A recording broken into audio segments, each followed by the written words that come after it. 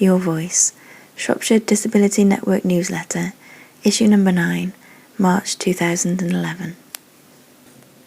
This is part 2 of the general section of the newsletter. Family information now available on Facebook. Shropshire Council's Family Information Service, FIS, has launched a new Facebook page today for parents and carers of children and young people aged 0 to 19 years to access information.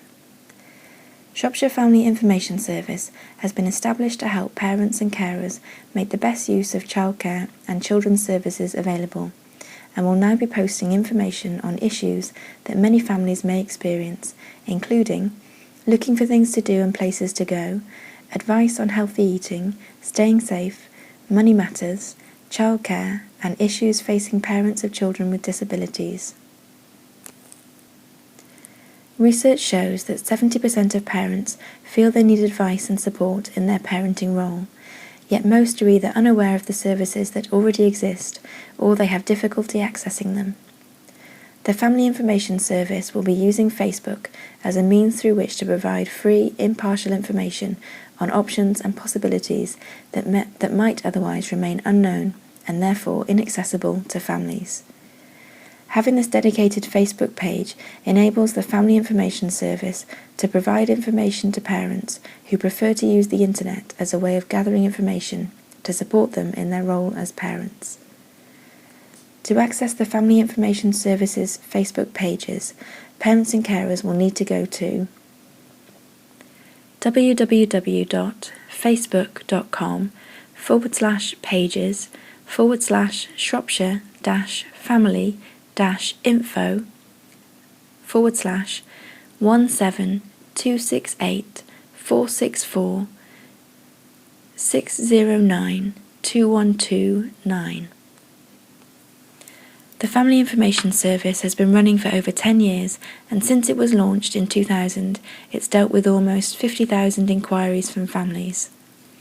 The telephone number is 01743 254400, or you can email shropshirefis@shropshire.gov.uk. The website is www.shropshirefamilyinfo.co.uk. Crippen comments on Liz Carr's brilliant, gutsy speech at the People's Convention. This has been reprinted from Crippen's blog on Disability Arts Online from the 21st of February 2011. The website is www.disabilityartsonline.org.uk/? item equals 855 and item offset equals 1 and unique_name equals Crippen-blog.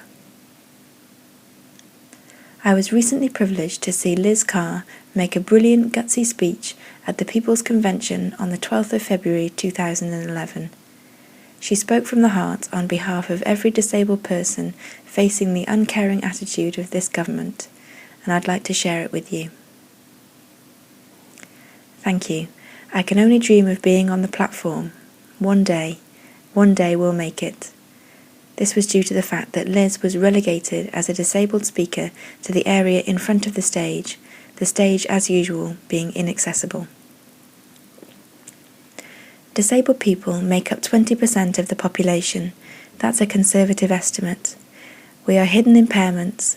We are visible. We are old. We are gay. We are lesbian. We are black. We are white. We are all sorts of people. That's who we are. But what we are not is, we are not victims. We are not scroungers or frauds. We are not vulnerable or work shy. We are not charity cases or burdens or unsustainables or useless eaters. We are fighters, survivors, leaders, comrades, brothers and sisters in arms, campaigners, citizens, and equals. This, like for many of us, is not a new struggle. Our history is littered with disabled people being scapegoated, demonized, discriminated against, and oppressed. It is also a history of disabled people fighting back against this. From the League of the Blind who unionised in the 19th century to fight for their rights, to the war veterans who marched on Whitehall for the jobs and respect they were due, to disabled people fighting to escape residential care in the 60s and 70s, forming the Union of Physically Impaired Against Segregation, to those of us in the 80s and 90s who chained ourselves to buses to secure equality in public transport and in law. We've been here before. However, we are faced with horrific onslaught of attacks from all directions. The cuts that we're all talking about today, we encounter those cuts too, whether it's the increase in VAT, privatisation of our basic services, of the NHS, of cuts affecting the public sector. We experience them too, as disabled people, but on top of that, we're having our benefits whipped from us. We're being assessed by ATOS. People in care homes are having the mobility component of their DLA, Disability Living Allowance, removed. We're being charged for the basic right to have a wee. Our independent living fund money that allows us to be independent within the community is being removed in 4 years' time. Incapacity benefit is being scrapped and replaced by the unforgiving ESA, Employment Support Allowance. On top of that, there is hate crime, limits to housing benefit, access to work, to transport, and if we want to challenge it, to legal aid too.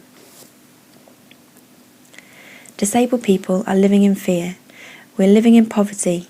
We're going to be living in the dark ages where they decide between the deserving and the undeserving poor.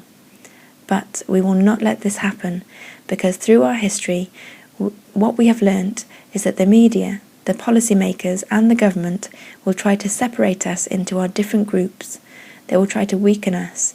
They will try and make us compete against each other for whatever crumbs are on offer, fighting amongst ourselves, individualising this struggle, dividing us so that they may conquer and change the balance of society in favour of the financial capital rather than social capital and equality.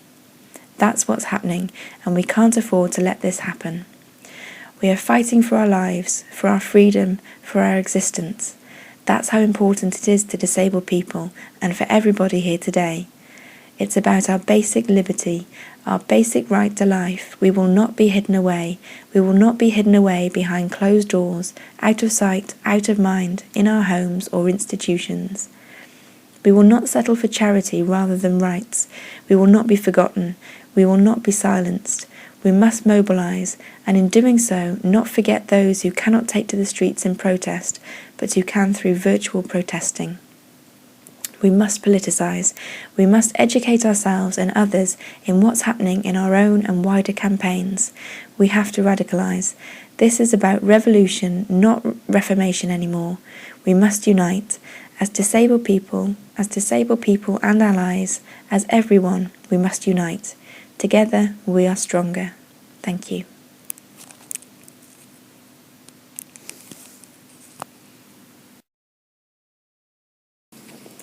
Need help writing your CV? Know How is a charity that helps civil society flourish. They say, it's a tough time for workers in the voluntary sector at the moment. The deepening cuts mean that people are losing their jobs, and new jobs are hard to come by. We hope our affordable CV products will help you stand out from the crowd and continue your professional journey in the sector. If you think that their CV bundle might help you, you can check them out at www.knowhow-got-real-cv-that-got-real-jobs-charity-CV-bundle. Know How also offer information on working for and setting up charities and non-profit organisations, management of staff and volunteers, the operational, financial, legal and strategic processes that make an effective non-profit organisation, funding and income, campaigns and awareness, and leadership. NHS Has Forgotten We're Humans by Alex Stevenson, the 15th of February, from politics.co.uk. Older people are being let down by an NHS failing them both personally and institutionally, a damning report out today has concluded. Health Ombudsman Anne Abrams' examination of 10 complaints led her to concluding that the NHS is not treating older people with care, compassion, dignity or respect. Its shocking findings identified failings with the personal attitudes of NHS staff towards their patients as much as systemic structural problems. One elderly woman who had broken her collarbone after a fall in hospital was sent to a care home soaked in urine and wearing clothes that were not her own, held up with large paper clips. Her niece, her only relative, was not told about her falls while in hospital. These often harrowing accounts should cause every member of NHS staff who reads this report to pause and ask themselves if any of their patients could suffer in the same way. I know from my caseload that in many cases the answer must be yes, Miss Abrams said. The NHS must close the gap between the promise of care and compassion outlined in its constitution and the injustice that many older people experience. Every member of staff, no matter what their job, has a role to play in making the commitments of the Constitution a felt reality for patients. Nigel Edwards, the acting Chief Executive of the NHS Workers' Organisation, the NHS Confederation, said the stories made for distressing reading. He called for the 10 examples to be put into perspective, however. The NHS sees over 1 million people every 36 hours, and the overwhelming majority say they receive good care, he said. But I fully appreciate that this will be of little comfort to the patients and their families when they've been put on the receiving end of poor care.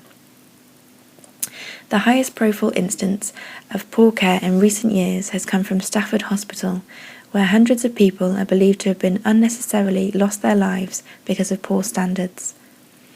Local campaigning group Cure the NHS has succeeded in its campaign to secure an independent inquiry, but its founder, Julie Bailey, continues to monitor problems within the NHS. As alarming as the contents of these dreadful stories are, and our hearts go out to all the loved ones involved, the lamentable accounts of what happened next are just as disturbing, she said. We know from bitter experience that what each hospital promised to do is meaningless. It will already have happened again, over and over again. Who can change this? One group of people only, the million staff that make up the NHS. Legislation cannot change the culture in an institution as large as the NHS. It's a fundamental change of behaviour by the frontline staff in particular that's needed.